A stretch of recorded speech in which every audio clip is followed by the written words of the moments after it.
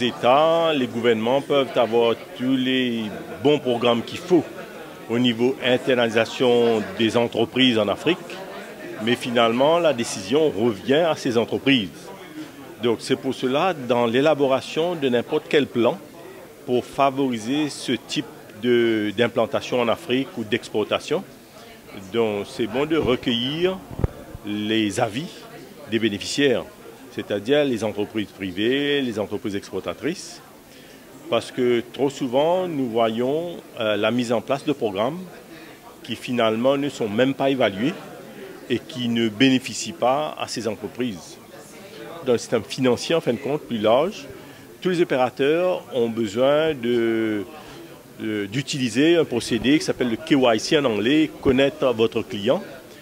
Mais pour l'instant, nous n'avons pas un système régional qui nous permet de faire cela. Un genre de plateforme qui va bénéficier des effets de ce qu'on appelle de réseau. Mais ce système n'existe pas et on aurait très bien pu concevoir que les organisations internationales régionales, qui ont les ressources, auraient pu mettre cela en place en collaboration avec les privés.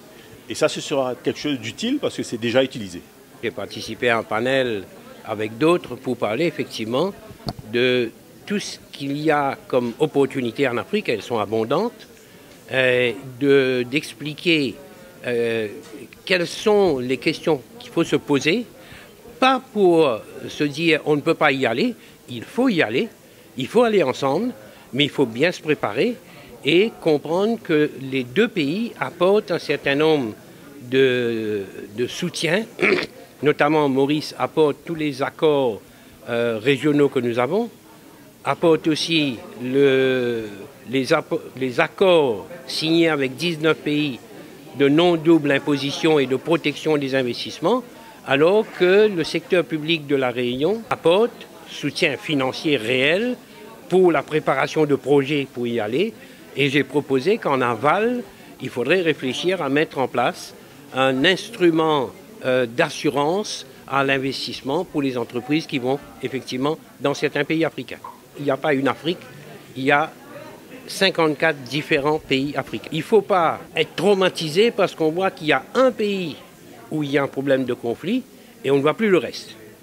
Il y a aujourd'hui plus de pays où il n'y a pas de conflit. Certes, il y a des problèmes, mais il n'y a pas de conflit et donc on peut faire des affaires.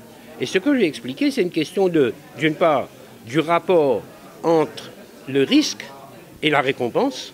Donc, il faut avoir cette perspective risque et récompense et il faut ensuite bien évaluer les risques et avoir en place les mesures pour se sécuriser par rapport aux risques. L'idée, c'est que nos opérateurs économiques élaborent des stratégies communes, Réunion et Maurice, pour pouvoir aller ensemble sur ces territoires. Et donc, il y a une vraie opportunité pour nos acteurs aujourd'hui, à la fois sur le plan public, donc au niveau institutionnel, mais également sur le plan privé pour les entreprises, de mettre en place des stratégies pour pouvoir aller de manière coordonnée et cohérente pour chacun des pays visés en fonction des avantages comparatifs qu'on a sur nos deux territoires.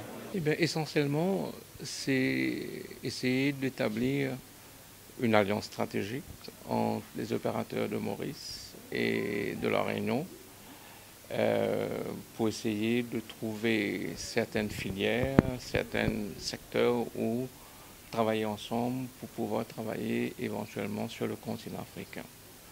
Nous pensons par exemple dans le secteur de l'énergie, il y a des possibilités, mais je pense qu'il y a un élément important qu'il nous faut avoir comme backup pour pouvoir faire mieux sur le continent, c'est l'élément innovation. Et là, aujourd'hui, nous sommes en train de voir comment, par exemple, il y a un programme de AMM avec l'ADIR, de travailler ensemble sur l'innovation pour pouvoir quand même avoir des capacités plus importantes pour investir et pour travailler en Afrique. Donc on est là à l'occasion des rencontres aussi pour travailler avec l'ADIR, avec l'université, la faculté des sciences, un partenaire stratégique au niveau innovation business HEC sur comment, en regardant ensemble la réalité et nos besoins, Réunion Maurice, comment très concrètement faire évoluer nos business models pour aller vers l'Afrique. Et on se dit qu'aujourd'hui, peut-être l'étape qu'on doit franchir pour aller vers des business models innovants vers l'Afrique. Il y a la composante innovation. On est agile et adaptable parce qu'on est petit, donc on a une carte, ça donne une raison de plus d'y aller ensemble. Et d'y aller ensemble donc avec des partenariats de type HEC, CEATEC, qui sont des cautions internationales. Et donc on vient travailler sur l'idée de, bien modestement, créer un club de dirigeants industriels pour réfléchir de façon structurée et produire de quoi prendre des décisions par rapport à nos business models. Donc ça, c'est le club des dirigeants industriels. Le deuxième maillon qui doit évoluer, les dirigeants doivent évoluer, mais les cadres intermédiaires aussi. Donc il y a une composante certification HEC sur l'innovation industrielle et une composante bac à sable où on va expérimenter des innovations.